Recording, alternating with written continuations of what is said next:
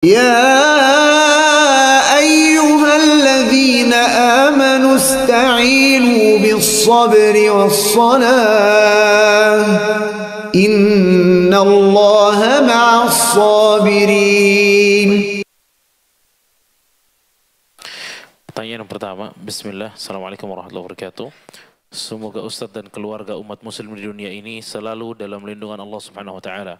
Ustadz, izin bertanya, ketika berkomunikasi via WhatsApp, sebaiknya yang paling afdal menuliskan basmalah atau salam? Jazakallah khairan.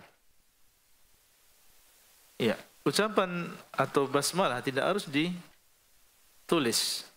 Adapun dalam percakapan, maka seorang langsung mengucapkan Assalamualaikum.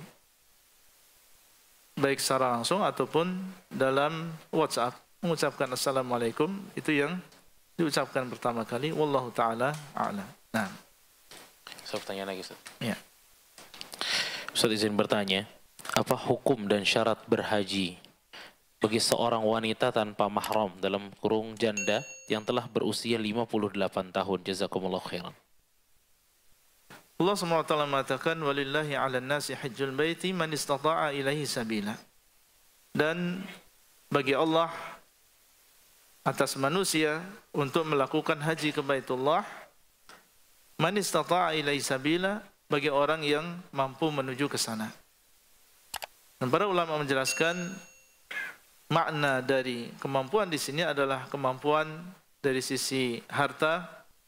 Seseorang memiliki harta untuk perjalanan menuju ke Baitullah, kemudian perbekalan, nafkah yang ditinggalkan untuk keluarga.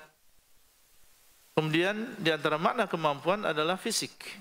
Seorang memiliki kesehatan, mampu dengan fisiknya menuju ke Baitullah. Dan untuk wanita, di antara makna kemampuan adalah memiliki mahram. Di antara makna kemampuan adalah memiliki mahram. Karena dalam sebuah hadis Nabi SAW mengatakan, la tusafiru al-mar'at illa ma'adhi mahram. Tidak diperbolehkan seorang wanita safar kecuali bersama mahramnya. Ada seorang laki-laki saat itu mendengar hadis ini dan bertanya kepada Rasulullah SAW, ya Rasulullah, uridu an akhruja fi jaishi kada wa kada, wa imra'ati turidul hajj. Wahai Rasulullah, aku ingin keluar bersama pasukan ini, dan pasukan ini maksudnya adalah ingin keluar berjihad di jalan Allah. Akan tetapi istriku ingin melakukan haji. Dia ingin bertanya, mana yang saya pilih? Berjihad di jalan Allah atau menemani istriku? Maka Nabi SAW mengatakan kepada laki-laki tersebut, ukhruj ma'amra'atik, hendaklah engkau keluar bersama istrimu. Maksudnya adalah temanilah istrimu, jadilah mahram untuk istrimu di dalam hajinya. Ini menunjukkan bahwasanya seorang wanita yang ingin melakukan haji, maka di antara makna istita'ah, kemampuan yang harus dia miliki adalah apabila dia memiliki mahram. Dan hadis ini menunjukkan bahwasanya hadis ini, yaitu pertanyaan dari sahabat tadi, menunjukkan bahwasanya ucapan Nabi SAW, tidak boleh seorang wanita bersafar kecuali bersama mahramnya, ini dalam masalah dunia maupun di dalam masalah ibadah. Ini adalah pendapat yang lebih berhati-hati di antara dua pendapat. Wallahu ta'ala a'lam. Nah, Assalamualaikum. Pertanyaan berikutnya, apakah boleh kita menuntut ilmu hanya materi tauhid saja selamanya, atau harus ditambahkan ilmu-ilmu lainnya? Bagaimana pembagian porsi-porsinya? Jazakallahu khairan. tauhid ini adalah perkara yang wajib dipelajari oleh setiap muslim. Semuanya. Orang yang ingin mempelajari agama Allah, maka perkara yang paling penting di dalam agama ini adalah tauhid. Bukan berarti seseorang kemudian hanya belajar tauhid saja selamanya. Tidak. Di sana ada ilmu-ilmu yang lain. Dan kalau tauhid seseorang benar-benar mengena di dalam dirinya, maka akan membawa dia untuk mempelajari ilmu-ilmu yang lain. Ketika pemahaman tauhid yang dia pahami adalah pemahaman yang benar, maka akan menjadikan dia mempelajari ilmu-ilmu yang lain.